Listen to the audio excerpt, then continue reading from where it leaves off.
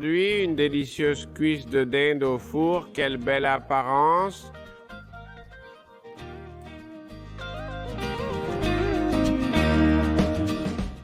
Bonjour, je suis Pelayo et ceci est Saladolandia.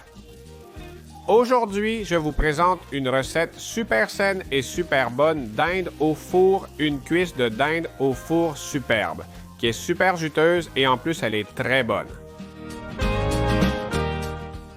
Pour le préparer, nous aurons besoin des ingrédients suivants. 2 pommes de terre de taille moyenne ou grande, 2 gousses d'ail.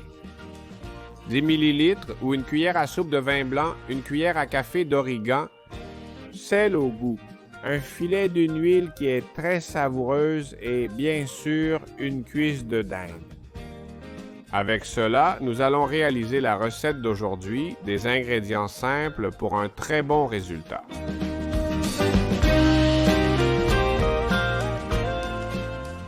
Nous allons commencer par les pommes de terre, donc je vais les rapprocher et je vais leur enlever la peau. Avec l'outil ultime pour cela, l'éplucheur de pommes de terre, qui, comme son nom l'indique, est parfait pour ces tâches.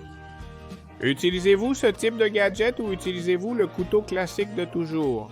Eh bien, moi, l'éplucheur de pommes de terre.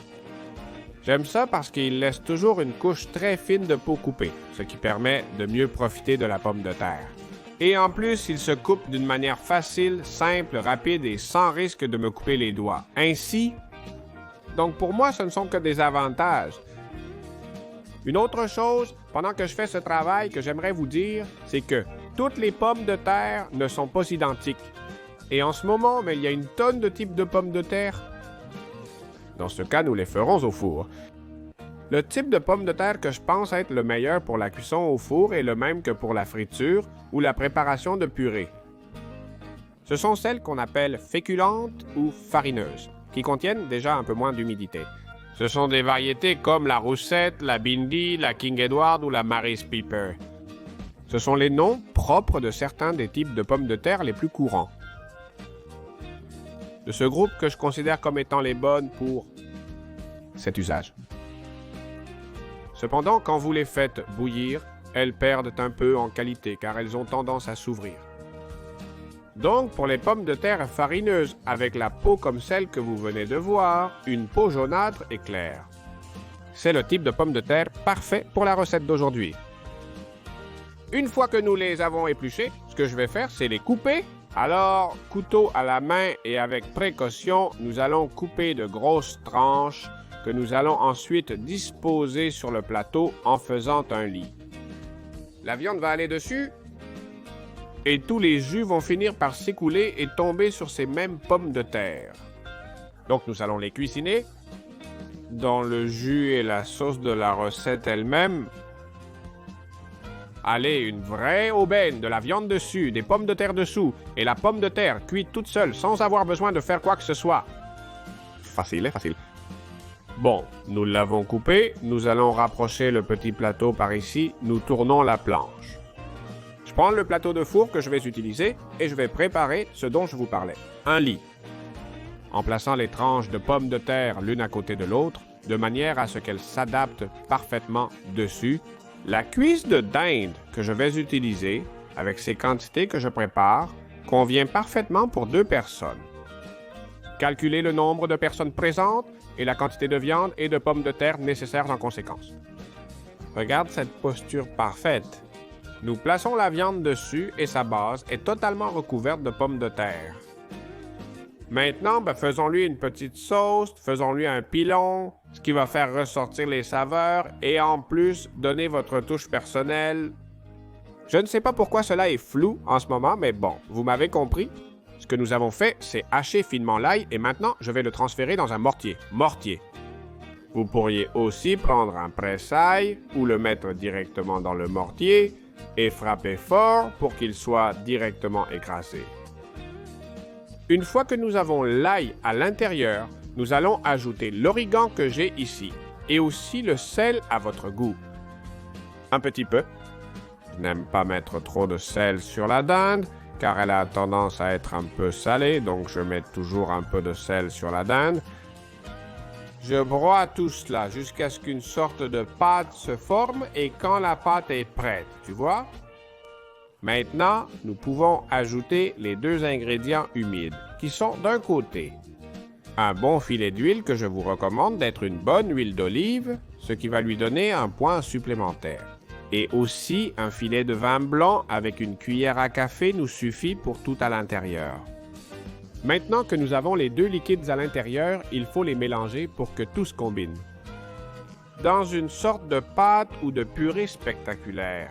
Regardez, regardez, regardez-moi ici. Et avec la dinde, il faut faire un peu attention au sel. Certaines dindes sont déjà un peu salées et toutes sont plus salées que le poulet. Il faut donc être un peu délicat et ne pas trop en faire. Et après ce petit conseil, ce que je vais faire, c'est bien enduire cette cuisse avec ce que nous venons de préparer. Je l'écrase comme ça un peu et par-dessus. Voilà. Qu'il soit bien enduit dans ce mélange de différentes saveurs que nous avons préparé et qui convient parfaitement à cela.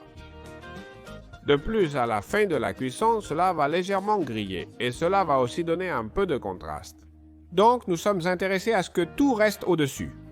Comme vous pouvez le voir parfait, maintenant je vais vous donner un autre petit conseil. Parfait. Regardez, si vous voulez, vous pouvez faire tout cela la veille.